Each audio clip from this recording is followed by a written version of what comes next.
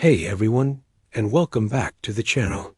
Today, we're talking about something most of us can't imagine starting our day without. That beautiful, aromatic cup of coffee. It's the ritual, the warm hug in a mug, the kickstart we need to face the world. For millions, it's not just a drink, it's a lifeline. We associate it with productivity, with cozy moments, with catching up with friends. And let's be honest, that first sip in the morning, it feels like pure magic. But what if I told you that this beloved beverage has a darker side? What if that very thing we rely on for energy could actually be silently sabotaging our health? It sounds dramatic, I know, but it's a conversation we need to have. The key ingredient we're all chasing is, of course, caffeine. It's a powerful central nervous system stimulant, and that's why it works so well. It blocks adenosine, the neurotransmitter that makes you feel sleepy, and at the same time, it triggers a release of adrenaline. The result?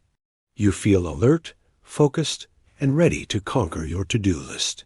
It's a biohack we perform on ourselves every single day. But here's the catch. Our bodies are all about balance, or what scientists call homeostasis. When we constantly push our system in one direction, it's going to push back, and sometimes the consequences aren't pretty. So let's get into the nitty-gritty. What exactly happens when we overdo it on the caffeine? First, let's talk about your heart. When you drink too much coffee, you're essentially putting your cardiovascular system into overdrive. That adrenaline surge I mentioned, it can cause your heart to beat faster and more forcefully. For some people, this can lead to palpitations, that fluttery, uncomfortable feeling in your chest. Over the long term, consistently high caffeine intake can also contribute to elevated blood pressure. Think of it like constantly revving a car's engine into the red zone. Sure, it can handle it for a short burst, but do it all day, every day, and you're going to cause some serious wear and tear. Now, let's move from the heart to the head. Anxiety is a huge one. That same fight or flight response that gives you a burst of energy can also manifest as nervousness, restlessness, and a general feeling of being on edge. If you're already prone to anxiety, caffeine can pour gasoline on that fire, making your symptoms much worse. It can even trigger panic attacks in sensitive individuals. It's a cruel irony, isn't it? We drink coffee to handle the stresses of the day, but too much can create a whole new layer of stress and anxiety from within. And this is often tied directly to sleep, or the lack thereof. Caffeine has a surprisingly long half-life, meaning it can take many hours for your body to process and eliminate it. If you have a coffee at 3 p.m., a significant amount of that caffeine is still circulating in your system when you're trying to fall asleep at 10 or 11 p.m. This can wreck your sleep architecture, preventing you from getting into the deep, restorative stages of sleep that your brain and body desperately need to repair and recharge. You might fall asleep, but the quality is poor. You wake up feeling groggy and unrested, and what's the first thing you reach for? You guessed it, more coffee. This creates a vicious cycle of poor sleep and high caffeine dependency that's incredibly difficult to break. Then there's the infamous caffeine crash. That amazing feeling of focus and energy from your morning cup doesn't last forever.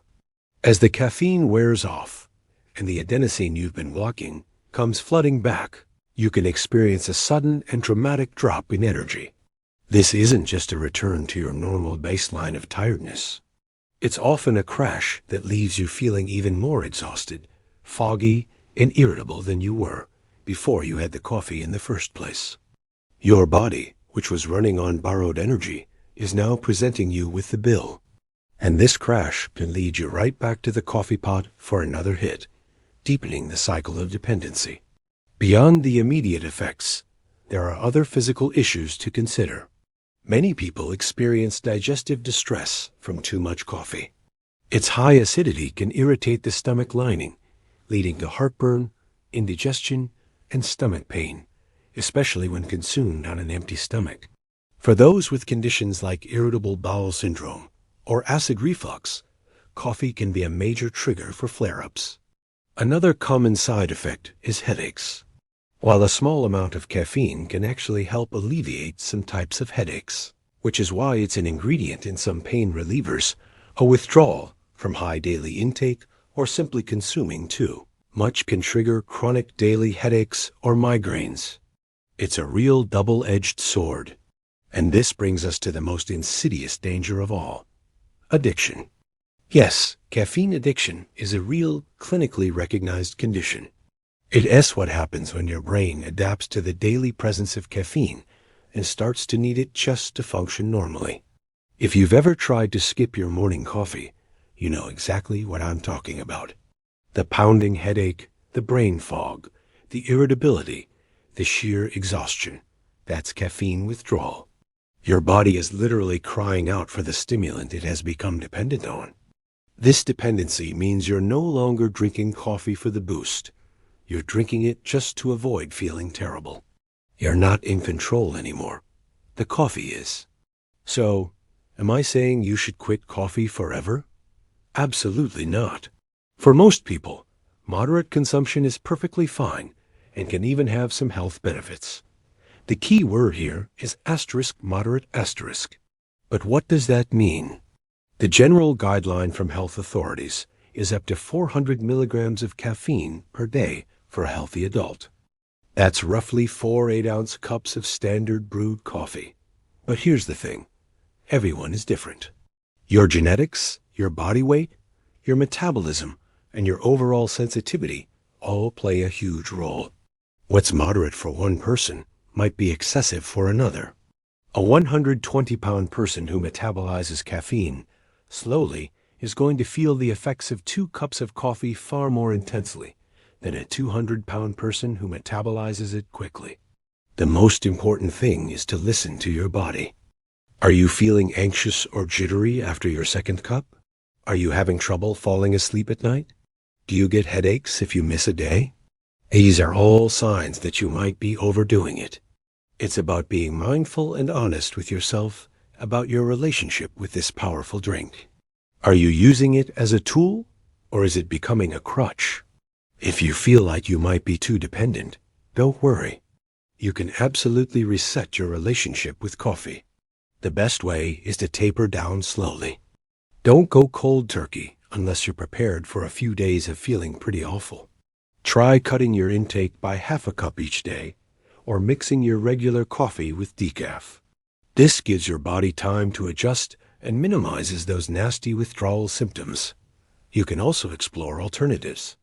A cup of green tea gives you a much milder caffeine boost along with L-theanine, an amino acid that promotes a calm alertness without the jitters.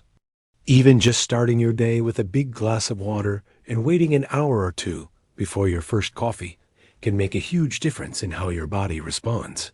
Ultimately, coffee is a wonderful thing. It connects us, it helps us focus, and it's a source of simple pleasure in a complicated world.